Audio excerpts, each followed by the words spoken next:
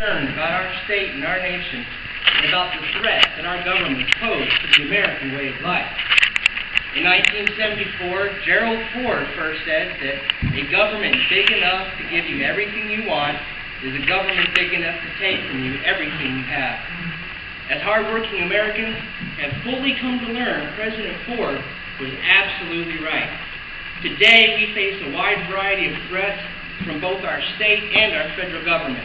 At the federal level, some of our politicians want to force every citizen to pay some billionaire executives for expensive health insurance to face fines and penalties up to and including 5 years in prison.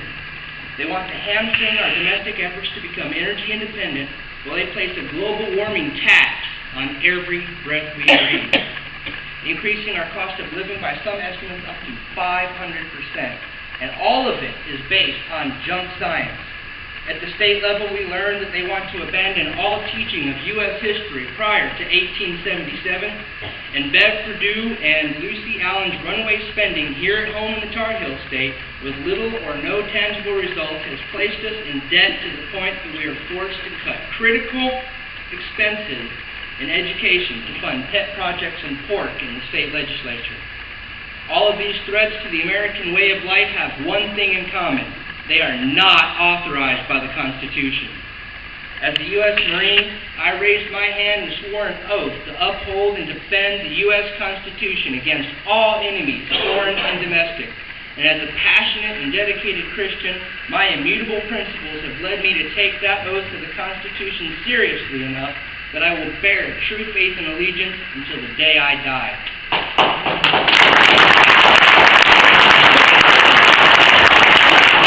In the fulfillment of that oath, I have dedicated every day of my life over the last 3 years to doing the things that will work to restore the constitutional order in the rule of law in North Carolina and in the United States.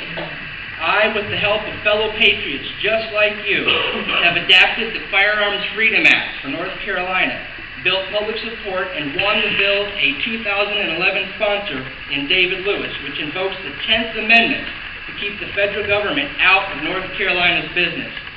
I authored a Health Care Freedom Act calling on nullification to protect North Carolina citizens from a health care insurance mandate, which cause has now been taken up by Skip Stam in advance of the 2011 session of the General Assembly. My latest project is the drafting of a North Carolina Energy Independence Act, which will again invoke 10th Amendment nullifications from over-the-horizon offshore drilling and would opt North Carolina out of any cap-and-trade legislation.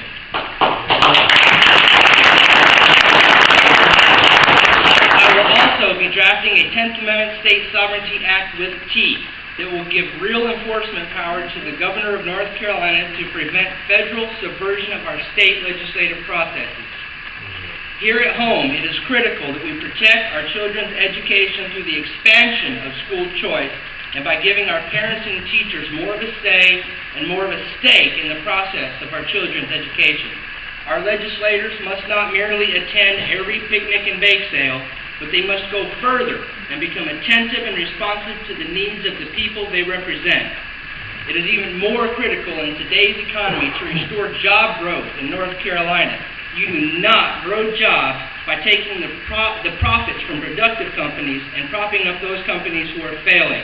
You grow jobs by creating a positive environment in which small businesses will prosper and grow, and the best part is that creating this environment doesn't cost the taxpayers a penny. It just means removing the onerous tax and regulatory burdens from our small businesses and allow them to use their resources for hiring and growth, and allow the failing companies to fail in order to free up capital for the more productive ones. This will get North Carolina back to work. Finally, in 2010, we have the strongest opportunity that we have ever had in North Carolina history to give our citizens and the electorate a real voice in government. The state assembly that we elect this year will be redrawing the voting districts for the next decade, and your Republican state assembly will finally end the process of gerrymandering that shuts down our citizens' voice completely.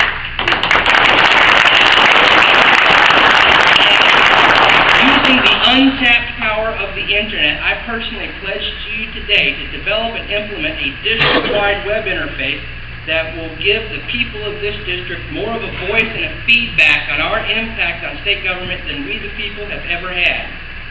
Ladies and gentlemen, for our entire lives, we have tried the lesser of two evils, and now it's time for the greater good.